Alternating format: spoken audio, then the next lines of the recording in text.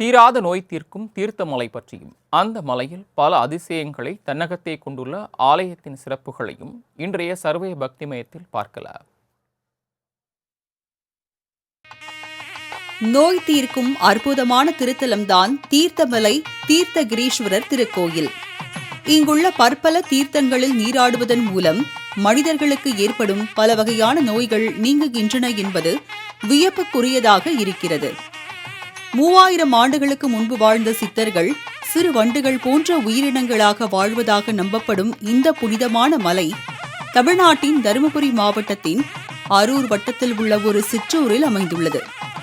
இந்த ஊரில்தான் 1200 அடி உயரத்தில் உள்ள தீர்த்தமலையில் தீர்த்தகிரீஸ்வரர் கோயிலில் ஈசன் எனும் ஞான பேரொளி வீற்றிருந்து தீராத நோய் தீர்க்கும் தீர்த்தங்களை வற்றாது வழங்கி வருகிறார். பாண்டிய சோழ மன்னர்களால் கட்டப்பட்ட 7ஆம் நூற்றாண்டு கோயில் அமைந்துள்ள இந்த தீர்த்தமலையில் ஒளிந்துள்ள மர்மங்கள் ஒன்றுதான்.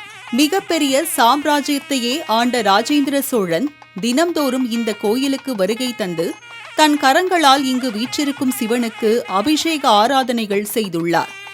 அவ்வளவு சக்தி வாய்ந்த இந்த தீர்த்தகிரீஸ்வரர் கோயில் சிவபெருமான் வாழும் இடமாகவும் நம்பப்படுகிறது. கோயிலை சுற்றியுள்ள அக்னி தீர்த்தம், கௌரி தீர்த்தம், குமார தீர்த்தம், வசிஷ்ட தீர்த்தம், வாயு தீர்த்தம், வருண தீர்த்தம், அடுமன் தீர்த்தம், ராம தீர்த்தங்கள் எக்காலத்திலும் வற்றாது ஓடி வருகிறது. இவற்றுள் முதன்மையான ராம தீர்த்தமானது ஏறத்தாழ 30 அடி உயரத்திலிருந்து ஒரே சீராக நீர்வீழ்ச்சி போல விழுந்து கொண்டே இருக்கிறது. கனிம வளமும் மூலிகை சத்தும் நிறைந்த இந்த தீர்த்தங்களில் நீராடி தீர்த்தகிரீஸ்வரை தரிசித்தால் தீராத வினைகள் எல்லாம் தீர்ந்துவிடும் என்பது காலம் காலமாய் நிலவும் நம்பிக்கை. அக்காலத்திலேயே இதை அறிந்திருந்த சோழர்கள் இந்த கோயிலை கட்டி வழிபட்டிருக்கிறார்கள். 7ஆம் நூற்றாண்டில் கட்டப்பட்டு கம்பீரமாக காட்சியளிக்கும் தீர்த்தமலை கோயில் சோழர் மற்றும் பாண்டியர்களால் கட்டப்பட்டுள்ளது. இதற்கான பல கல்வெட்டுகள் இங்கு காணப்படுகின்றன.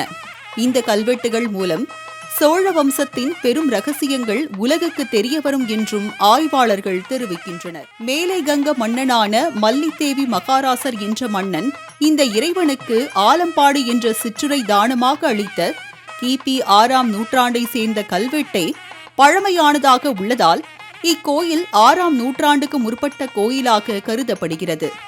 இதுவே தருமபுரி மாவட்டத்தில் தற்போது உள்ள கோயில்களில் பழமையானது என்பதில் ஐயமில்லை.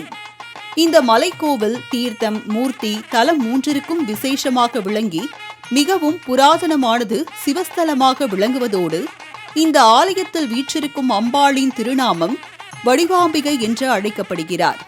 மேலும் இத்தல விநாயகர் சித்தி விநாயகர் என்ற பெயருடன் அருள் பாலித்து வருகிறார்.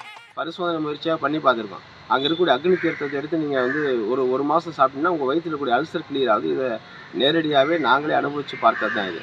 இந்த தீர்த்தமோட உயரம் கிட்டத்தட்ட 2800 அடி உயரம்.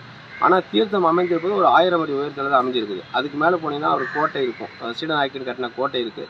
இன்னும் மேலே போனால் உச்சிப்பள்ளியார் கோயில் அப்படின்னு சொல்லிட்டு ஒரு கோயில் இருக்குது.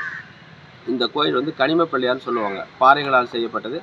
ராஜராஜ சோழன் காலத்திலிருந்து தான் போருக்கு போவதற்கு முன்பு இந்த விநாயகரை வணங்கிட்டு போனதாக தான் ஐதீகம் இருக்கு.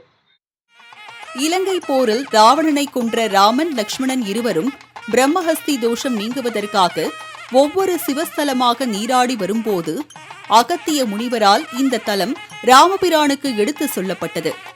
இருவரும் இங்கு மாசிமக நட்சத்திரத்தில் சிவபூஜை செய்ததால் உயிர்களை சம்ஹாரம் செய்த பாவங்கள் நீக்கி புனித தன்மை பெற்றதாக தல புராணங்கள் தெரிவிக்கின்றன.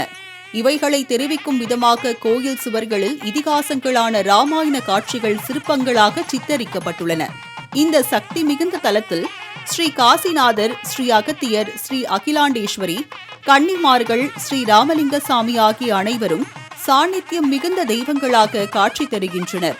அதை தவிர 8 திருக்கரங்களுடன் ஸ்ரீ துர்கை தேவியும் சித்தர் குகையும் தரிசிக்க வேண்டிய ஒன்றாக உள்ளது. தீர்த்தமலையிலிருந்து தமிழ்நாடு, கர்நாடகா, ஆந்திரா எல்லா ஸ்டேட் ஆளுகளும் போயிட்டு இருக்காங்க. அதாவது மலைநிலையில் இருக்கிற மாதிரி ரோப்பாடு நல்லது கெட்டது போக்குவரத்தோ சுற்றுலா தலமாக இருந்தால் இது வரவங்களுக்கு போக்குவரத்துக்கு நல்ல வசதி வாய்ப்புகளாக இருக்கும். 2வது இது வந்து பழமையான கோயில் இருக்கிறதுனால இப்போ நீங்கள் வந்து தமிழ்நாட்டில் இருக்க அத்தனை பேருமே திருவண்ணாமலையில் பௌர்ணமியான கிரிவலம் சென்று வருகிறார்கள். அதே போல் திருவண்ணாமலையிலும் இந்த கிரிவலம் வந்து சிறப்பாக செஞ்சு போயிட்டு வந்தால் தமிழ்நாட்டில் 2வது இடமாகவும் ராமேஸ்வரத்தை அடுத்தபடி தீர்த்தமலை தீர்த்த ஈஸ்வரராக இருக்கும். ஆனி மாத சனிக்கிழமை மற்றும் அமாவாசையினை ஒட்டி தருமபுரி மாவட்டத்தில் பல பகுதிகளில் இருந்தும் திருவண்ணாமலை, திருப்பத்தூர், கள்ளக்குறிச்சி மாவட்டங்களைச் சேர்ந்த சுமார் 2000த்திற்கும் மேற்பட்ட பக்தர்கள் தீர்த்தங்களில் நீராடி வழிபாடு செய்து வருகின்றனர். இங்குள்ள ஈசனை வழிபடுவோருக்கு மன நிம்மதி கிடைப்பதோடு உடல் சம்பந்தப்பட்ட எந்த நோயானாலும் தீர்த்தருளப்படுகிறது. மேலும் குழந்தை வரம் மற்றும் குடும்ப ஐஸ்வர்யம் ஆகியவற்றிற்காகவும் இத்தலத்தில் பக்தர்கள் பிரார்த்தனை செய்து வருகிறார்கள்.